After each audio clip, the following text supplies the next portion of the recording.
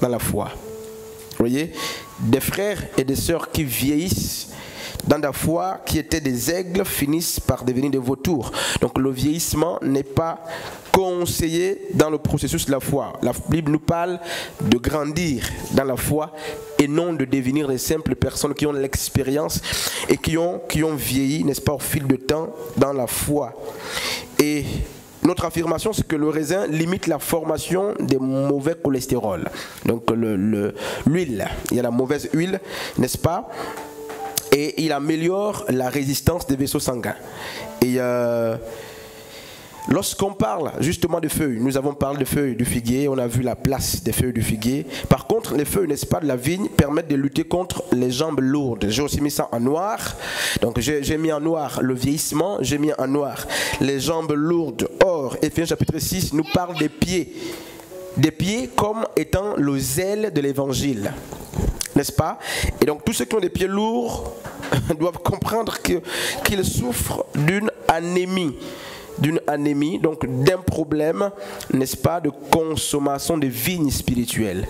Il n'y a pas de zèle de l'évangile, il n'y a pas de zèle pour la chose de Dieu lorsqu'il n'y a pas consommation de vignes.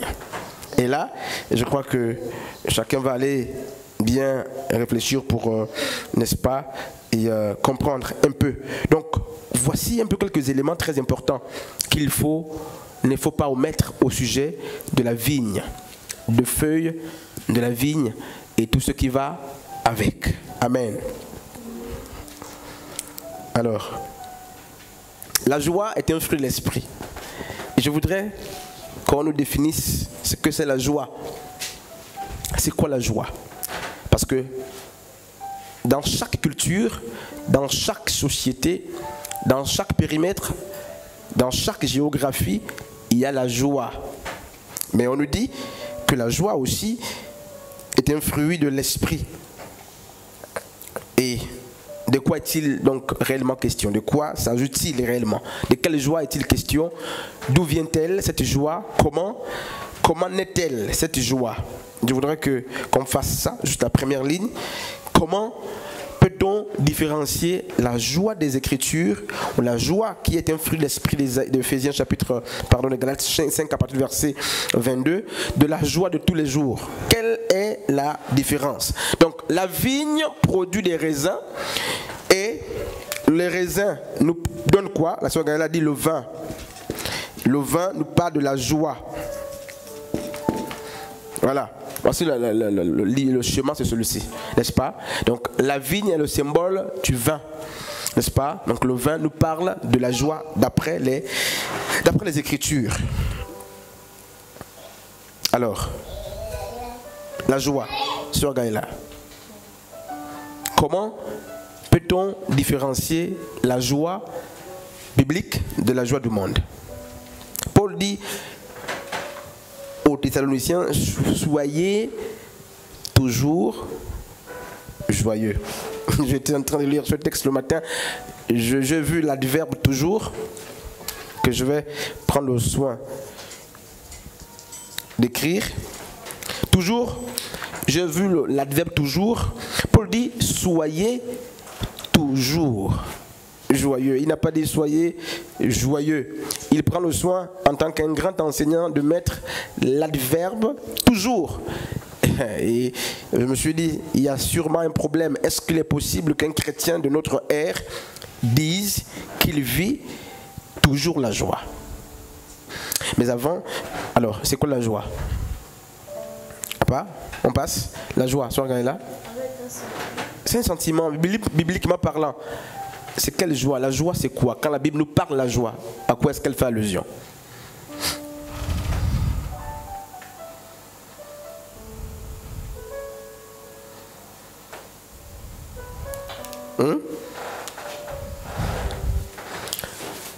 La sœur Saint-Tiche, la joie?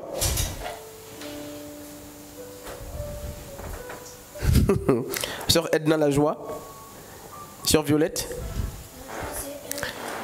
Oui. La joie, c'est être heureux, content de quelque chose. Être content de quelque chose. Alors donc 1 Thessaloniciens chapitre 5, 16 dit, soyez toujours joyeux. Alors, comment est-il possible qu'on soit toujours joyeux? Est-ce qu'il est possible de vivre littéralement ce texte biblique? Comment? Le Saint-Esprit.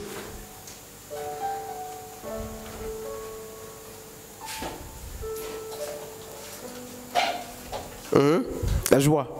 On chante la joie du Seigneur m'a débordé tout le temps ici. La joie biblique. La joie biblique. Et dans Isaïe 49, 13, voici ce qu'il dit. Le prophète dit: cieux, chantez de joie. Terre, réjouis-toi. Montagne, éclatez en cris d'allégresse, car l'Éternel a consolé son peuple.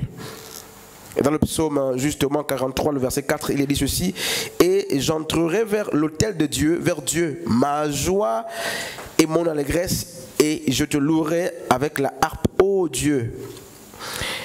La Bible nous parle de la joie à tout moment. Et il est dit justement dans le psaume 51, le verset 12 à 14, rends-moi la joie, n'est-ce pas, pardon, rends-moi la joie de ton salut et que l'esprit de bonne volonté me soutienne. Bref, je n'ai pas envie d'aller très loin. La joie des Écritures, d'où vient-elle? Ma'an, la joie. Donc, la sœur Gaïla nous a dit que le raisin donne, on écrit raisin comment? Le raisin donne le vin. Mais en fait, il y a une opération qu'il ne faut pas oublier pour avoir le vin. On utilisait soit les mains, soit les pieds. N'est-ce pas? Pour qu'on arrive au foulage. Et le foulage, vous voyez, j'aime le foulage. J'aime beaucoup cette expression. Le foulage, c'est l'exercice par lequel, n'est-ce pas, qui consistait, à écraser. Donc, à malaxer, à appuyer, n'est-ce pas, à appuyer, à piétiner, j'ai mis les mains et les pieds, à presser violemment. À presser violemment le raisin, pas la vigne, à presser violemment, n'est-ce pas, le raisin, parce que mais si vous ne pressez pas le raisin, votre maison n'aura pas de vin. Votre cérémonie va manquer de vin si vous n'exercez pas, je mets ça en noir, n'est-ce pas?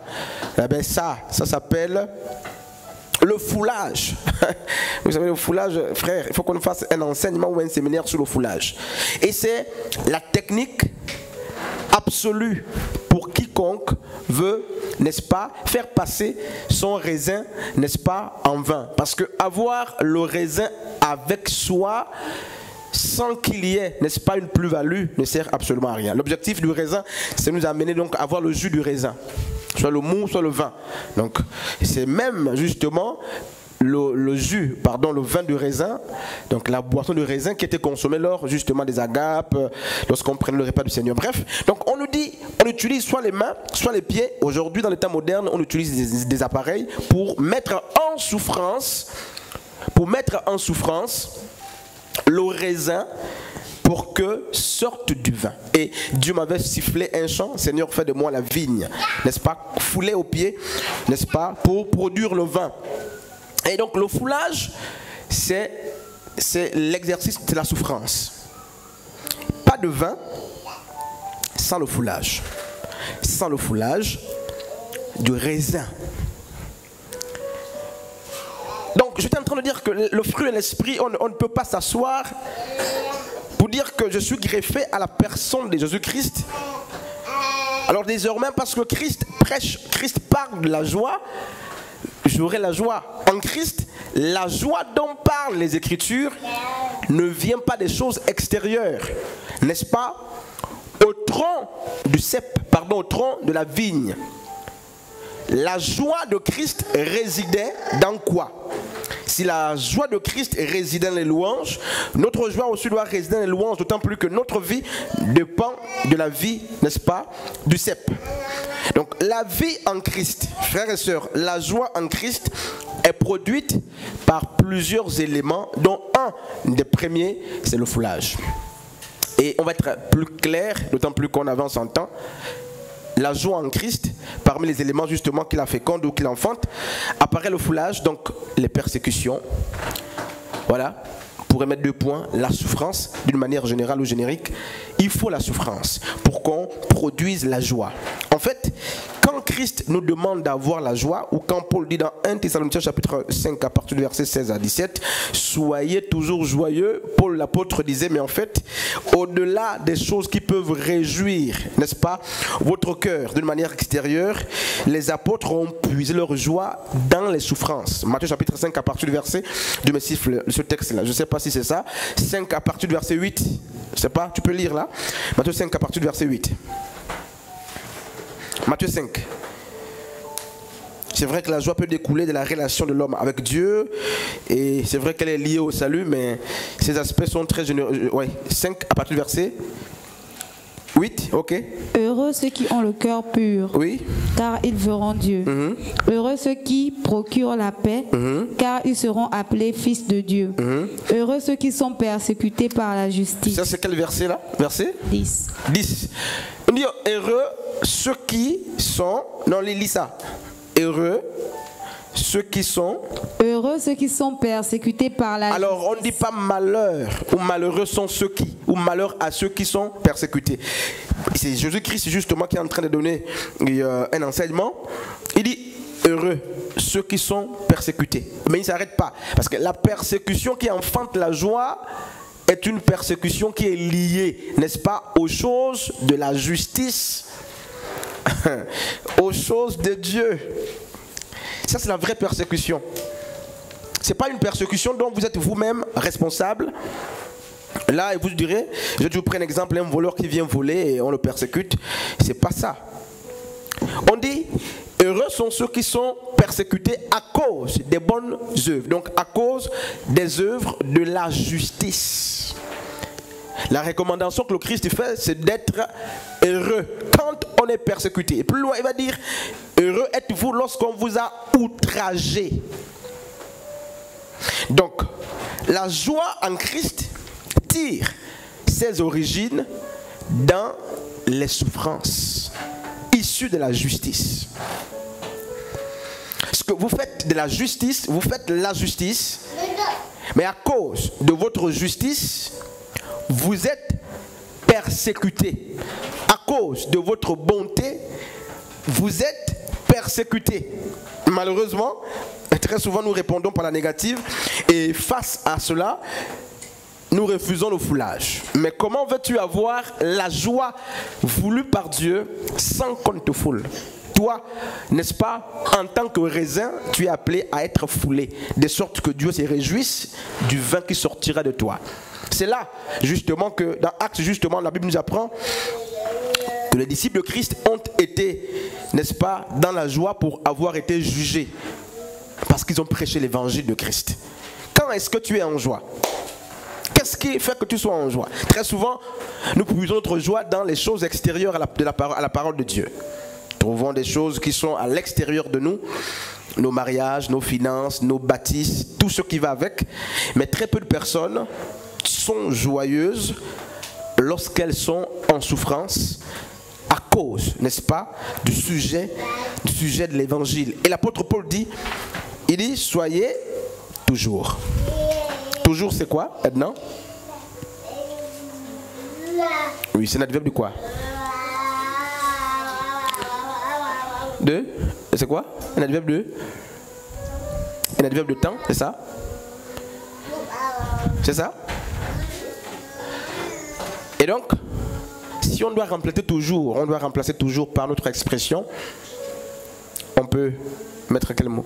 Demeurer, rester, demeurer. Et en vérité, est-ce que quelqu'un parmi nous va lever sa main pour dire qu'il demeure en joie? Qu'il reste en joie, qu'il demeure en joie. Et il ne s'agit pas du tic-tac, hein, du tic et du tac ici. Je ne sais pas si c'est ça ou c'est K ou je ne sais pas, tic-tac c'est ça. Un temps soit peu, on est en joie. Et un autre temps, on n'est pas en joie. Un temps, on est en joie. Un autre temps, on n'est pas en joie. Non, la Bible dit demeurer. Parce que rester permanent, rester constant. Quelles que soient les forces extérieures, quelles que soient les forces intérieures, que ce soit des forces endogènes ou exogènes, la Bible dit la meilleure attitude, c'est de rester en joie. C'est de rester en joie. Notre église, ou l'église d'ailleurs, sur tout, n'est-ce pas, sur tout son sens, l'église, Dieu ne cherche pas que l'église ait assez de dons spirituels ou de l'esprit. Parce que les dons ne qualifient pas des gens. Les dons, on a dit ils opèrent, ils agissent au niveau de l'esprit, alors que les fruits de l'esprit agissent au niveau de l'âme. Les fruits de l'esprit concernent l'âme. Ils travaillent l'âme pour que l'âme soit transformée. Alors, si nous avons la facilité de manifester sans fournir assez d'efforts, de manifester, n'est-ce pas, les dons de l'esprit, sachons que les fruits de l'esprit ont une primauté sur les dons de l'esprit et que les dons de l'esprit, n'est-ce pas, ne qualifient personne pour le royaume des cieux. Christ cherche justement des personnes qui ont les fruits de l'esprit. Et une église qui veut impacter, je crois qu'on va s'arrêter par là pour la première partie, dans 10 minutes. Une église qui veut impacter. Une église qui veut grandir. Une foi qui veut grandir. Une âme qui veut grandir doit comprendre la place du foulage dans l'œuvre. On peut prêcher l'amour, on peut prêcher les principes divins, on peut prêcher l'offrande, on peut prêcher le donner. Mais en fait, il y a un message très souvent qui est oublié, c'est le foulage. Le foulage fait partie des messages capitaux justement des Écritures, la souffrance. C'est pourquoi au 2 Simon, n'est-ce pas, Yeshua va dire que celui qui veut me suivre porte sa propre croix. C'est ça le message d'appel. Présenter la croix aux gens pour qu'ils sachent que... Mais en fait, tout le parcours de la vie chrétienne, c'est le foulage. Tout le parcours. Vous n'aurez pas le foulage seulement à l'extérieur. Joseph l'a vu à l'intérieur de la famille. Accusé parce qu'il a juste eu un songe. Il dort, il se réveille, il raconte le songe qu'il a eu, on l'accuse sur la base du songe. Donc le foulage, qui cherche le foulage? J'ai vu des gens prier pour dire, Seigneur, comme Paul l'a dit, aspirez au don des meilleurs. Seigneur, donne-moi tel don, donne-moi tel... Vous avez déjà vu les gens demander le vin ici, là? Maintenant, il est temps que chacun demande le vin à Dieu. Parce que demander le vin à Dieu, c'est en fait dire, Seigneur, je suis prêt. Je suis prêt, n'est-ce pas, à être foulé. Le foulage. Les pasteurs ne veulent plus le foulage. Les chantres, le peuple, les anciens. Plus personne ne veut le foulage. Et dans Ésaïe chapitre 53, on a l'image, n'est-ce pas, de quelqu'un qui a été foulé du début jusqu'à la fin de son ministère et qui est resté pieux, calme, l'agneau de Dieu, calme. Il est resté zen. Et Philippiens, Paul va dire en Philippiens, c'est pourquoi, n'est-ce pas, Dieu là, la conséquence vous la connaissez, souverainement élevé et lui a donné le nom au-dessus de tous les noms. Les noms au-dessus de tous les noms sont donnés à ceux qui ont résisté ou qui sont restés, n'est-ce pas, fidèles lorsqu'ils ont été foulés. Pas de vin, il n'y a pas de vin sans le foulage, sauf quand il s'agit justement du vin de l'hypocrisie ou du mauvais vin. La vraie joie, Dieu attend qu'on la produise lorsque nous sommes éprouvés.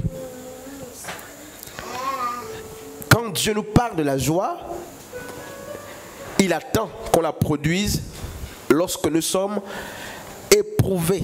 Au-delà de toutes les autres formes, n'est-ce pas, de joie ou de toutes les autres formes d'action qui peuvent inciter à la joie, le foulage fait partie des principes premiers, n'est-ce pas, de la joie. Comment est-ce que tu réagis? Comment est-ce que tu réagis lorsque tu es calomnié? La Bible dit, mais la réponse devrait être la joie. Comment est-ce que tu réagis lorsque tu es maudit, médit, incompris, accusé? Comment est-ce que tu réagis lorsque tu es incompris, lorsque tu es persécuté, ou du moins lorsque tu es mis n'est-ce pas, en souffrance par ceux ou non de ta propre maison. Pourquoi j'attire l'attention? Je finis dans 5 minutes. On va continuer ça prochainement. Parce qu'effectivement, il n'y a pas de ministère fort sans le foulage. Tout ce qui fut le foulage, dès les fondements, frères et sœurs, seront cassés, seront brisés lorsque les choses vont grandir. Parce que le foulage fait partie des messages principaux, basiques de la foi chrétienne. Invitons les gens, n'est-ce pas, à prendre la croix. La joie du vin vient de la souffrance du raisin. Ou du moins, le vin vient de la souffrance du raisin. Mais vous ou nous avons trouvé d'autres astuces pour produire la joie. C'est lorsqu'on a eu d'argent, lorsque les enfants ont réussi, lorsque nous avons des réussites, des voyages, des compliments, c'est là que nous formulons notre joie. Malheureusement, ce n'est pas la conduite des Écritures. D'après les Écritures, Dieu nous attend ici, dans les souffrances, pour qu'on produise, n'est-ce pas, la joie. Et en prêchant ce message, c'est une introduction justement sur la vigne, on se rend compte que l'Église n'est pas en joie. L'Église ne vit pas la joie, sauf une autre forme de joie. Sauf notre forme de joie. Normalement, on devrait fléchir les genoux pour dire Seigneur, je te bénis, comme c'est écrit dans Matthieu chapitre 5. Heureux êtes-vous lorsqu'on dira faussement à votre sujet. Parce que soyez en joie lorsqu'on dira faussement à votre sujet. N'est-ce pas? Réjouissez-vous lorsqu'on va vous accuser. C'est la démarche biblique. Alors qui de nous, justement, prend cette trajectoire, cette tangente pour grandir sa propre foi? Regardez comment nos pieds sont lourds. Regardez comment nous sommes en train de vieillir dans la foi. L'expérience. Les gens ne veulent plus grandir dans la foi parce qu'il y a un problème de consommation justement des raisins. Parce qu'on dit que la consommation de raisin empêche qu'il y ait de la lourdeur aux pieds. Or, les pieds nous parlent de l'évangile. Pas d'évangile autour de nous parce qu'on ne consomme pas justement le vin que produit le raisin de Dieu. Pas d'humilité, mais parce que justement, les figues, on l'a vu, pas de douceur, les figues ne sont pas consommées. Hommes de Dieu et femmes de Dieu. Le Seigneur voudrait que l'Église comprenne, n'est-ce pas, la place de la joie dans tout type de ministère. Où est-ce que tu tires ta joie? Au-delà du fait qu'on cherche à être rempli justement de l'Esprit de Dieu, dans Actes chapitre 1, à partir du verset 25, la Bible dit que les disciples n'étaient pas seulement remplis de joie du Saint-Esprit, mais ils étaient aussi remplis de joie. Or, la joie des disciples était tirée de leurs nombreuses souffrances. Est-ce qu'il t'est arrivé d'être en joie? Si oui, à quelle occasion?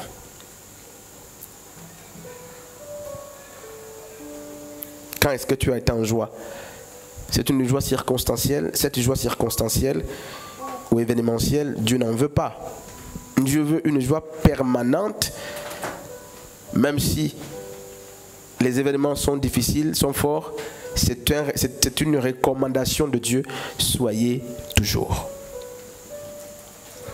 À l'église, on sait maintenant à quel moment les gens ne sont pas même en joie. Voyez? Soyez toujours, c'est ce que ma Bible me dit. Et très vite, on sait que vous n'êtes plus en joie, vous êtes en joie, vous êtes en joie. Ça, c'est une joie hypocrite. Si notre joie varie selon des circonstances, la Bible dit qu'en Christ, il n'existe, n'est-ce pas, ni changement, ni variation. Comment comprendre que notre joie en Christ varie selon des saisons, des périodes? Quand est-ce que tu es en joie? 1 minute, je finis dans 2 minutes. Quand est-ce que tu es en joie? Et ta joie, d'où vient-elle? Des choses extérieures?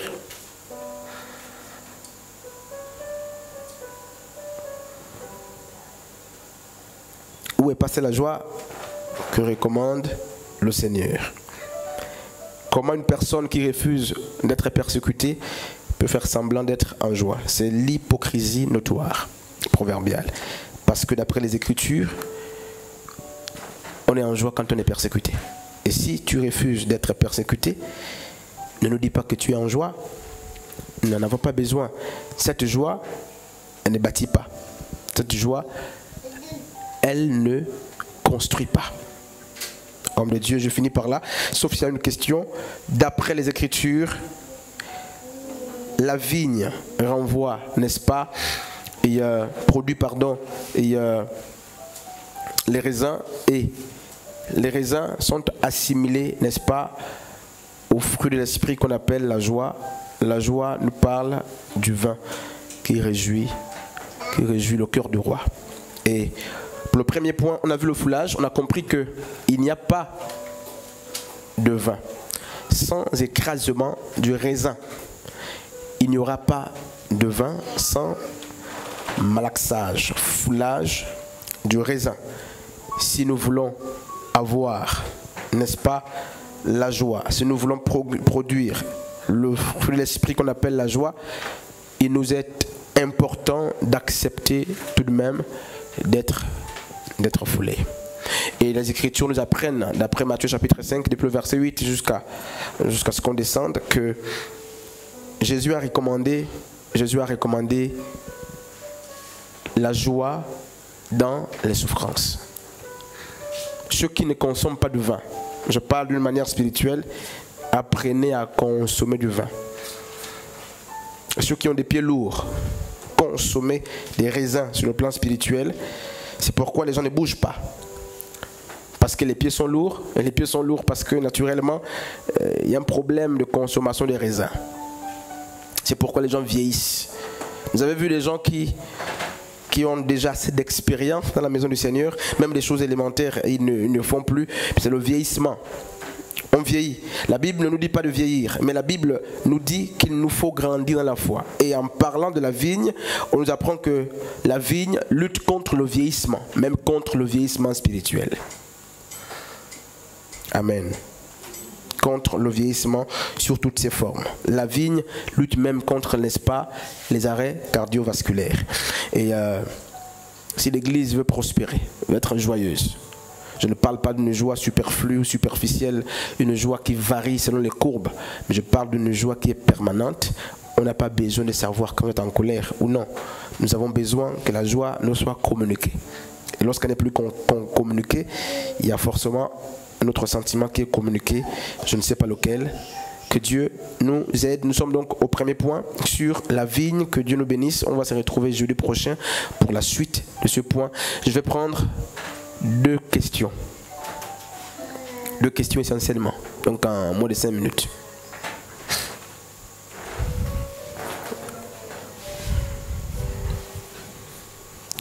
Oui. Oui, le micro.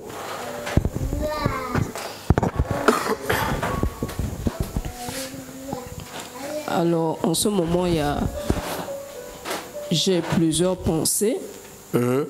Vous avez dit que les apôtres ou les disciples étaient toujours joyeux. C'est ce que la parole dit. C'est ce que Paul dit.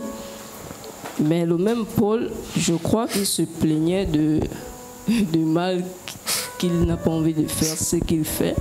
Le bien qu'il veut faire, il n'arrive pas à le faire. Et c'est le même Paul qui nous parle également des fruits, on va dire de la chair. Alors moi, j'aimerais que le docteur puisse nous dire concrètement ou pratiquement comment faire pour être toujours joyeux avec le fait que nous soyons toujours là avec la chair, que nous soyons toujours vivants. On a la chair, on a l'esprit, on a l'âme. Vous avez parlé de l'âme. Donc les fruits de l'esprit jouent dans l'âme. Comment faire pour être toujours joyeux? Ok. Est-ce qu'il y a une autre question? Je vais d'abord répondre. Alors, je vais lire un texte qui va m'aider à répondre. Celui qui, dans les jours de sa chair, ayant présenté avec de grands cris et avec larmes des prières et des supplications à celui qui pouvait le sauver de la mort, et ayant été exaucé à cause de sa piété, a appris, bien qu'il fût fils, l'obéissance par les choses qu'il a souffertes, et qui, après avoir été élevé à la perfection, est devenu pour tous pour tous ceux qui lui obéissent, l'auteur d'un salut éternel. Hébreux chapitre 5, des versets 7 jusqu'à 9. Je vais lire un autre texte dans 1 Pierre chapitre 1 à partir du verset 6 jusqu'à 7. C'est là ce